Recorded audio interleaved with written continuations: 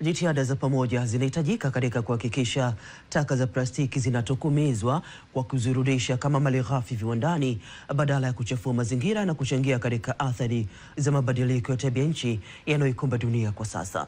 Tangu kuvumbuliwa kwa utengenezaji wa vifaa vya plastiki na vifungashio vyake, athari zimekuja baada ya matumizi, ambapo watumiaji wasio wastaarabu wamekuwa wakizitupa hovyo bila kujali uhifadhi wa mazingira.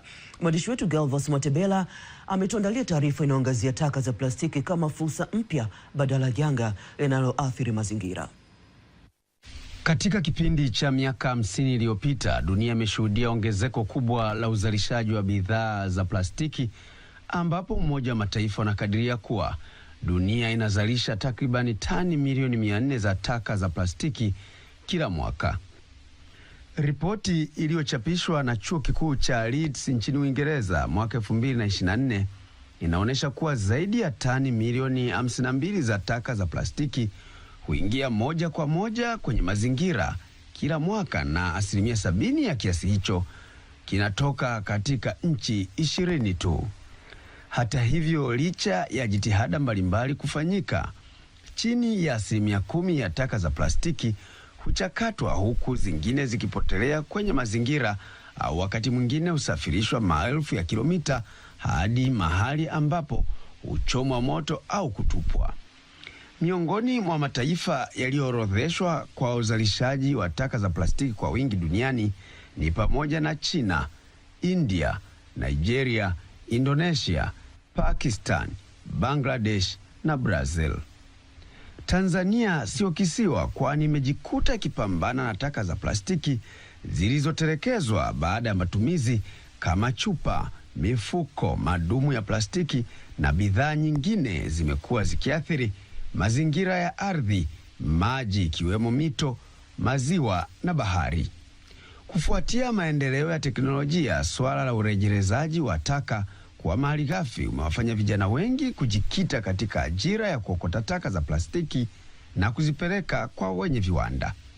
TBC inafunga safari hadi Bahari Beach, kata ya Kunduchi, na kushuhudia namna viwanda vinavyosaidia kuondoa taka za plastiki mitaani na kuongeza fursa za ajira kwa wananchi.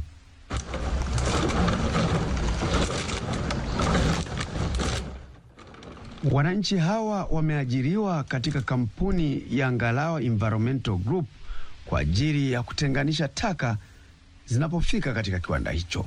Baba ukisubiria la baba wewe ukayapata na kufanya mahitaji yako mengine ya pembeni kwa vizuri, na ndio maana nikaamua nije huku pate mwenyewe hela yangu kwa haraka, ni fight mambo yangu.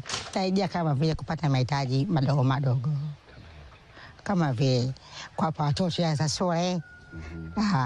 Kama mimi mwenyewe zakapata hela kidogo na nunua kitunguu, nyanya, nikapika mboga nikala.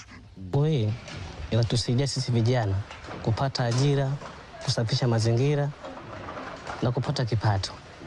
Katika eneo hilo utakutana na kila aina ya chupa za plastiki, mifuko, madumu ya maji, mapipa, ndoo za plastiki, hata mabaki ya viti vya kukalia vya plastiki, na kila kimoja kinachakatwa kulingana na rangi yake, ambapo hutenganishwa kabla ya kuwekwa kwenye mifuko maalum.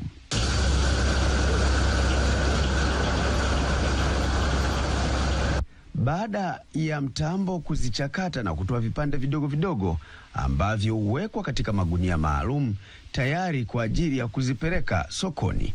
Maana na sisi tunavyozichakata hivi, kwa sababu sisi tunainunua chupa kama chupa ikiwa kama unavyoiona chupa pale. Lakini sasa tukishaichukua hiyo chupa, sisi tunaiongeza thamani kwa kuisaga. Ndipo tunachofanya sisi, lakini malengo yetu ni makubwa kwa baadaye. Tunatamani tusisage tu, twende tutengeneze malighafi, tutengeneze bidhaa husika. Kwa mfano leo tukatengeneza mifuko au vifungashio, ndio plani yetu ambayo tunayo. Lakini vile vile tunaweza tukatengeneza mbao, na tuna plani hiyo kwa baadaye tutengeneze mbao za plastiki ambazo zitasaidia huu ukanda wa pwani, machangamoto ya mchwa. Kwa upande wake, mkurugenzi wa kampuni ya Ngalawa Environmental Group anaeleza chimbuko la kwanza kuchakata taka za plastiki. Kwanza mimi na mke wangu tulikuwa tunafanya kazi ya environmental, kuchukua taka kwa wananchi. Sasa mke wangu akaona wakina mama wanagombania zile chupa, tunapenda kumwaga takataka dampo, akaona wanagombania zile chupa. Akasema akaambia, "Nyinyi mnapeleka wapi?" Akasema, "Sisi tunazikusanya tunapeleka kwa Wachina." Akaja akaniambia, "Mume wangu, wanapeleka kwa Wachina vipi?" Kwa hiyo tukawa sisi hatupeleke tena zile chupa kule dampo, tukawa tunachambua wenyewe tunaziweka. Kwa hiyo tukirundika tunapelekea Wachina, wanatukata, wanatufanya hivi na hiyo, hizi chafu hizi hivi. Kwa hiyo kaniambia, "Bwana, tutafute mashine yetu." Kwa hiyo tukajikusanya tukanunua mashine moja ile pale ya kwanza, tukaanza kuchakata zile chupa. Kisha anaeleza changamoto katika kazi ya kutokomeza chupa za plastiki nchini. Kuna wananchi kwa mitaani hawajajua umuhimu wa hizi chupa, wala hawajui madhara ya plastiki. Kwa hiyo kuna kazi kubwa sana ambayo tunaomba labda serikali tusaidie kuelimisha watu wajue nini maana hizi chupa na athari zake ni nini. Sisi tunaona kama ni fursa, lakini vile vile chupa zinahatarisha sana mazingira. Kwa upande wa wataalamu wa mazingira wanasema uchafuzi wa mazingira unaotokana na taka za plastiki huathiri na kuharibu mazingira ya miji, ardhi, mito, maziwa, mashamba na hata bahari. Dar es Salaam tunazalisha takriban tani 5,000 kwa siku, na tuna uwezo wa kuzoa asilimia 75 mpaka 80. Lakini nia na madhumuni ni kwamba tuweze kuzoa asilimia 100 ya taka zote zinazozalisha kwa siku. Tutawezaje kufika huko? Ni kwa kupitia mfumo wa taka sufuri, kwa maana ya kuzitenganisha kwenye makundi tofauti tofauti kulingana na aina ya taka ili ziende kurejereshwa. Je, namna gani manispaa hushirikiana na sekta binafsi katika kukabiliana na taka za plastiki?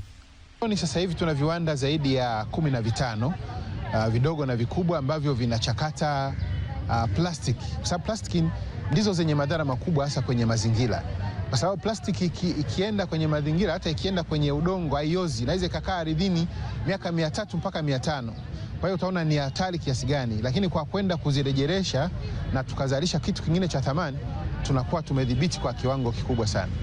Licha ya tafiti kuonesha kuwa nchi zilizoendelea kiviwanda huzalisha taka nyingi za plastiki kuliko nchi za ulimwengu wa tatu, lakini madhara yanazikumba pia nchi zinazoendelea kwa kuwa ni wateja wa bidhaa za plastiki pia.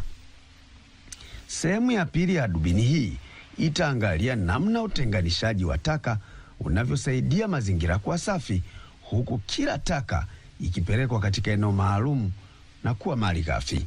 Kutoka Dar es Salaam, Gervas Mwatebela wa TBC.